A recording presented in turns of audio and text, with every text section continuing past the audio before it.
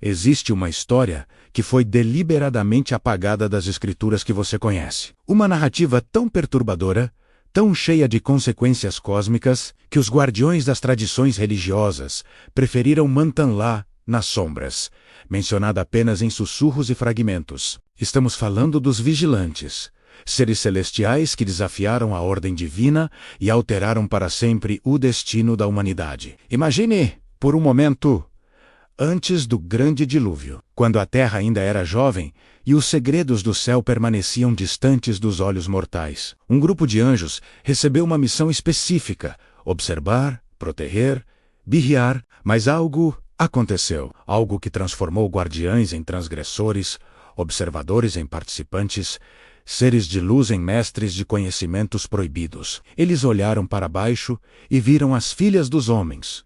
E as desejaram, não apenas as desejaram menos, desceram, abandonaram seus postos celestiais, cruzaram a barreira entre o divino e o humano, e fizeram um pacto entre si, no Monte Hormon. Um juramento de que nenhum deles recuaria, mesmo sabendo que suas ações trariam punição eterna dos 100 anos. 200 vigilantes. Seus nomes ainda ecoam nos textos antigos.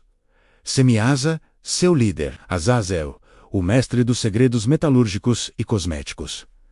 Baraquel, que ensinou astrologia. Cocabel, que revelou os sinais das estrelas. Cada um deles trouxe conhecimentos que a humanidade não estava pronta para receber. E de sua união com as mulheres humanas, nasceram os Nephilim, menos gigantes de força descomunal.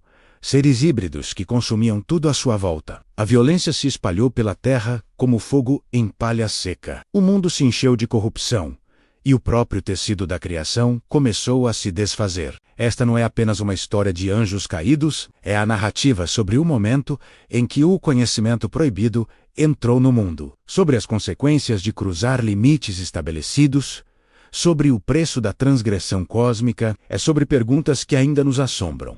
Existem fronteiras que não devemos atravessar? Há conhecimentos que não fomos feitos para possuir? Prepare-se. O pergaminho está prestes a ser aberto, e o que você descobrirá mudará sua compreensão sobre anjos, sobre a origem do mal e sobre os mistérios deliberadamente ocultos nas entrelinhas da história sagrada. A história dos vigilantes não está perdida menos, ela está escondida à vista de todos. Para encontrá-la, precisamos abrir textos que foram deixados de fora do cânone bíblico oficial, mas que eram profundamente reverenciados pelas comunidades judaicas antigas e até citados no próprio Novo Testamento. O livro de Enoque, especificamente os capítulos 6 a 16, contém o relato mais detalhado dos vigilantes. Escrito provavelmente entre os séculos III e a.C., este texto apocalíptico foi preservado integralmente apenas na tradição etíope. Embora fragmentos em aramaico tenham sido descobertos entre os manuscritos do Mar Morto em Qumran,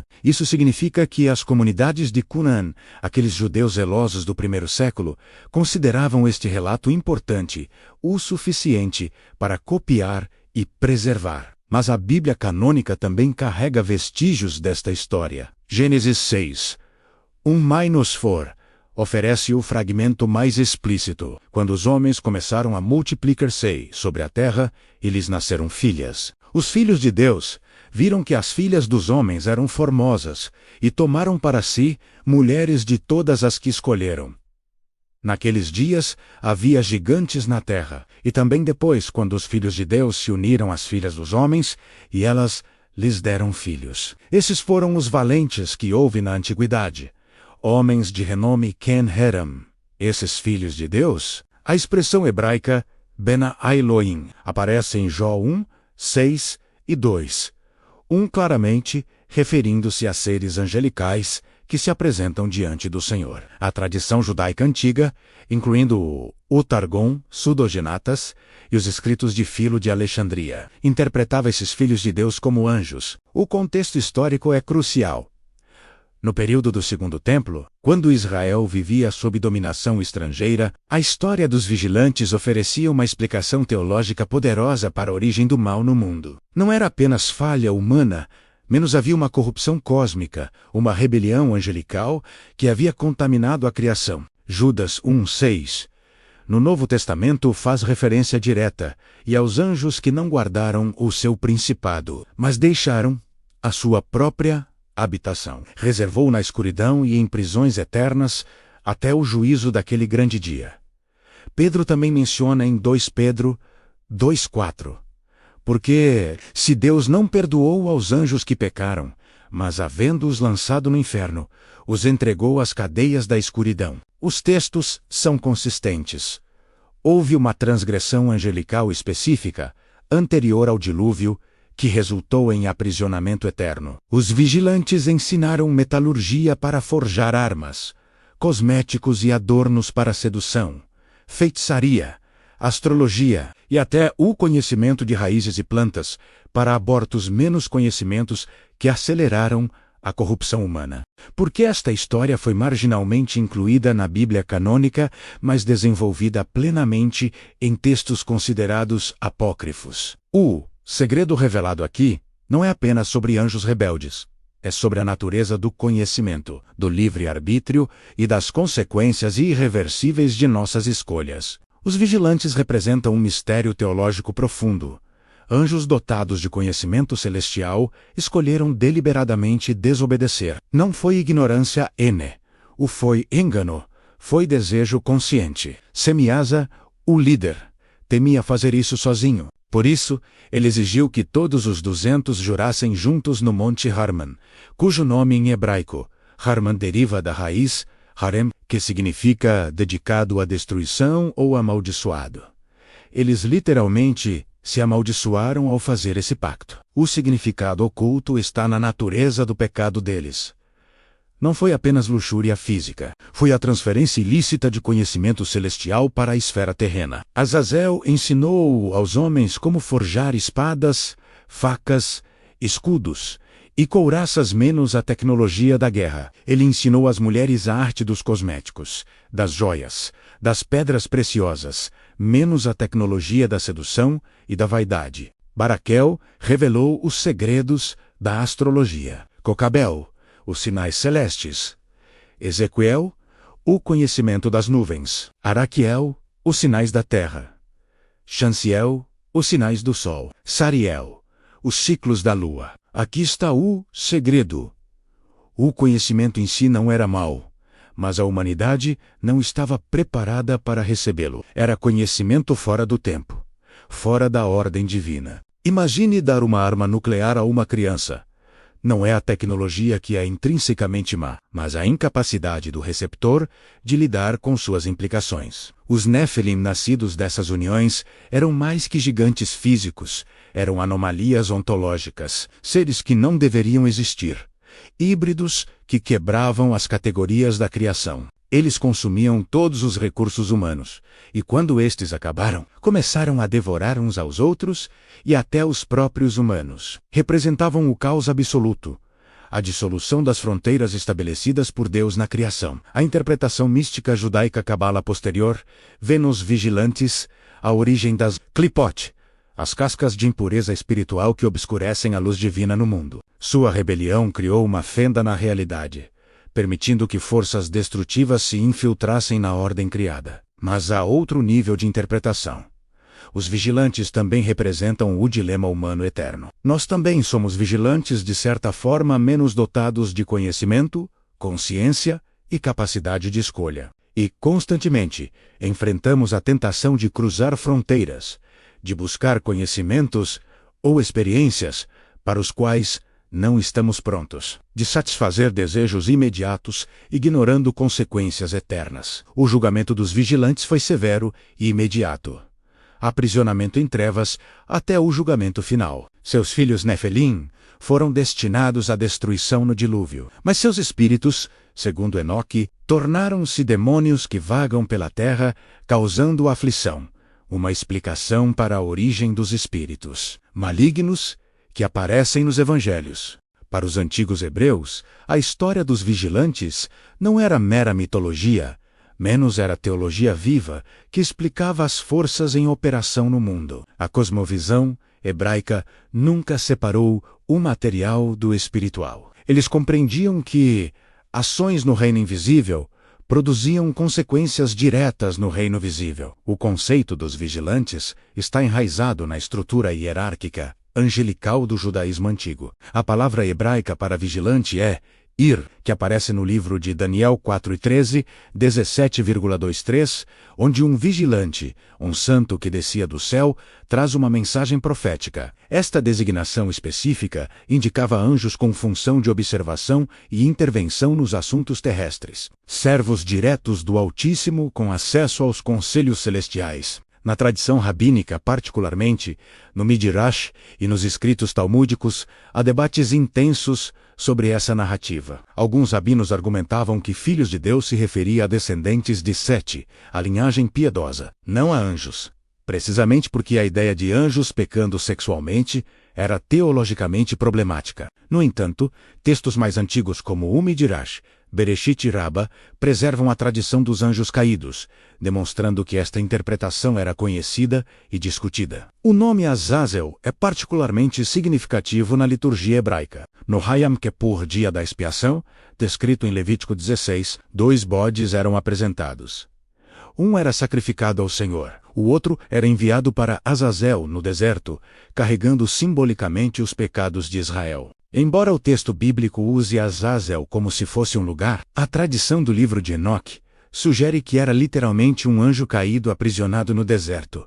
O bode levava os pecados de volta à sua fonte original. A comunidade de Qumran, que preservou os manuscritos do Mar Morto, tinha profundo interesse nos vigilantes. Eles se viam vivendo nos últimos dias, quando os segredos ocultos seriam revelados. Para eles, compreender a origem cósmica do mal não era especulação, era preparação espiritual para a guerra entre os filhos da luz e os filhos das trevas. A liturgia judaica antiga incluía orações de proteção contra Shaidim, demônios, que eram entendidos como descendentes espirituais dos Nefelim. A oração noturna do Shema, até hoje recitada, era tradicionalmente vista como proteção contra forças espirituais malignas que operavam na escuridão. Um eco direto da crença nos espíritos deixados pelos vigilantes e sua prole. O conceito hebraico de Tohu Vabohu, caos e desolação em Gênesis 1, 2, ecoa novamente em Gênesis 6. Antes do dilúvio, a terra havia retornado a um estado de caos porque as fronteiras da criação foram violadas. Os vigilantes não apenas pecaram menos, eles criaram uma anticriação, desfazendo a ordem que Deus havia estabelecido. O dilúvio, portanto, não foi apenas punição, mas recriação, um novo Gênesis necessário para restaurar a ordem. Na mística judaica posterior, os vigilantes simbolizavam o perigo da Yetzer Hará, inclinação para o mal descontrolada, especialmente quando combinada com conhecimento e poder. Eles serviam como advertência. Mesmo seres de luz, se renderem ao desejo desordenado, podem se tornar fontes de escuridão. A história dos vigilantes não é uma relíquia empoeirada do passado. Ela pulsa com relevância perturbadora para nosso tempo. Vivemos em uma era onde as fronteiras entre o possível e o permissível estão sendo constantemente redesenhadas, onde o conhecimento avança mais rápido que nossa sabedoria para administrá-lo. Pense na nossa era tecnológica, inteligência artificial, edição genética, armas autônomas, vigilância em massa. Assim como os vigilantes trouxeram conhecimento celestial para a Terra antes do tempo apropriado, nós também estamos constantemente nos deparando com a pergunta: só porque podemos fazer algo, significa que devemos? A história de Azazel ensinando metalurgia para criar armas de guerra encontra paralelo direto com cientistas do projeto Manhattan que, ao desenvolver a bomba atômica, se viram depois assombrados pelas consequências de seu conhecimento. Os vigilantes nos ensinam sobre a natureza do desejo desordenado. Eles viram que as filhas dos homens eram formosas. Não agiram por necessidade, mas por cobiça. Quebraram seus propósitos originais, por atração ao proibido. Quantas vezes nós, em nossas vidas, sabemos exatamente qual é nosso propósito, nossa missão, nosso chamado, mas nos desviamos porque algo ou alguém nos parece irresistível. Quantas vezes racionalizamos transgressões, porque todos estão fazendo exatamente como os 200 anjos que fizeram um pacto coletivo para que nenhum pudesse voltar atrás? A história nos alerta sobre a responsabilidade que vem com o conhecimento. Cada vigilante tinha uma especialidade: astrologia, meteorologia, metalurgia, farmacologia. O conhecimento em si era celestial, mas nas mãos erradas, no tempo errado, tornou-se ferramenta de destruição. Hoje, informação nunca foi tão acessível. Qualquer pessoa com internet pode aprender a fabricar explosivos, manipular psicologicamente outros, hackear sistemas. A pergunta não é mais quem tem acesso ao conhecimento, mas quem está preparado moralmente para lidar com ele. Os Nefelimenos, os gigantes híbridos que consumiam tudo, são um espelho assustador de nossa cultura de consumo desenfreado. Seres que nunca estavam satisfeitos, que devoravam todos os recursos e, quando estes acabavam, devoravam uns aos outros. Não é esta uma descrição perfeita do capitalismo predatório, da exploração ambiental sem limites, do consumismo que está literalmente consumindo o planeta? Somos uma civilização de Nephilim modernos, gigantes de apetite insaciável. A narrativa também nos confronta com a realidade de consequências irreversíveis. Os vigilantes não receberam segunda chance. Não houve redenção para os Nephilim. Algumas escolhas alteram permanentemente a trajetória da existência. Em nossa época de cultura do cancelamento e segundas chances, essa verdade antiga é desconfortável, mas necessária.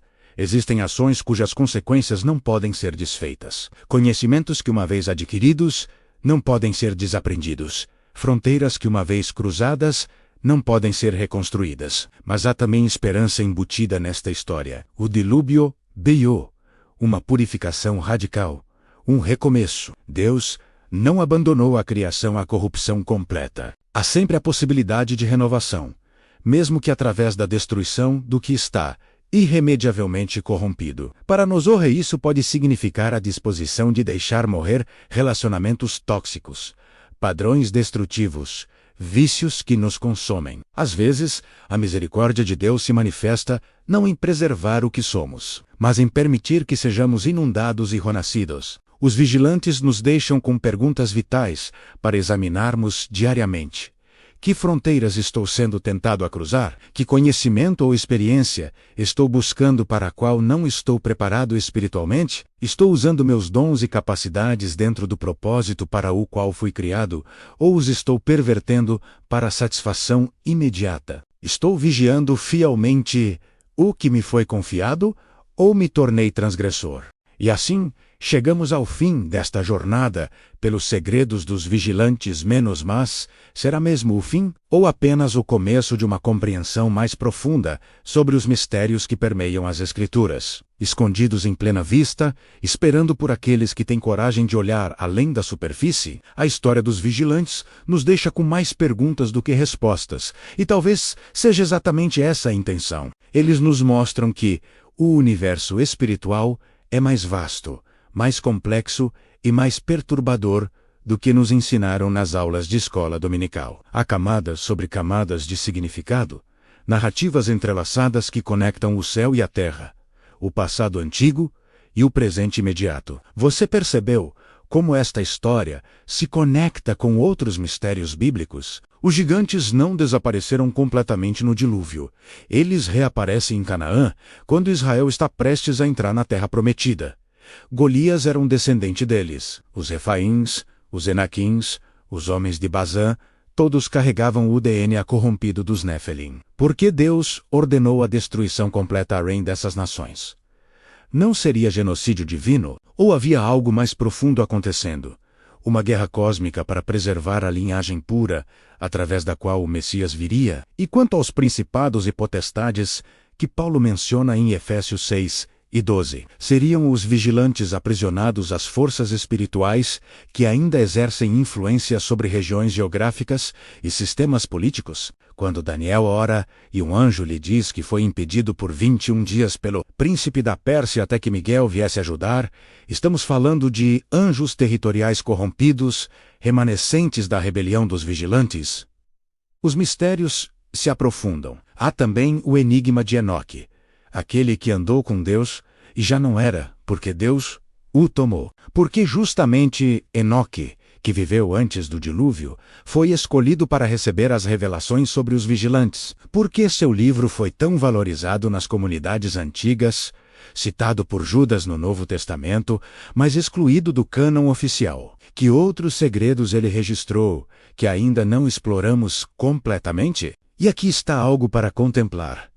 Se os vigilantes foram aprisionados até o julgamento final, o que acontece quando esse julgamento finalmente chegar? Apocalipse 9 fala de seres aprisionados no abismo que serão libertados nos últimos dias. Seria esta uma referência aos mesmos vigilantes? A história deles está completa ou ainda há um capítulo final a ser escrito? Estes não são apenas exercícios teológicos abstratos, são questões que tocam o âmago de como entendemos a realidade espiritual, o conflito cósmico no qual estamos inseridos, e o papel que cada um de nós desempenha nessa narrativa maior. Os vigilantes nos mostram que nossas escolhas têm peso eterno, que há forças invisíveis em operação e que a história da redenção é muito mais épica do que imaginávamos. Então, se esta jornada despertou algo em você, uma fome por verdades mais profundas, um desejo de desenterrar os mistérios deliberadamente obscurecidos,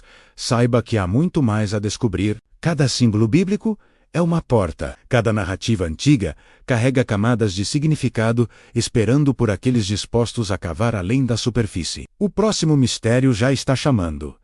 Talvez seja a simbologia do tabernáculo e seus segredos cósmicos, ou os números proféticos de Daniel, que continuam se cumprindo, ou o significado oculto dos nomes de Deus, ou ainda os rituais do templo que apontavam para realidades celestiais. Os pergaminhos estão aqui, os segredos estão preservados. A questão é, você continuará buscando? Porque, uma vez que você começa a ver as conexões, uma vez que os padrões se revelam, você nunca mais lê as Escrituras da mesma forma. A jornada apenas começou. Os vigilantes foram o portal. O que você encontrará do outro lado depende de quão longe está disposto a ir. Os mistérios aguardam. Você vem?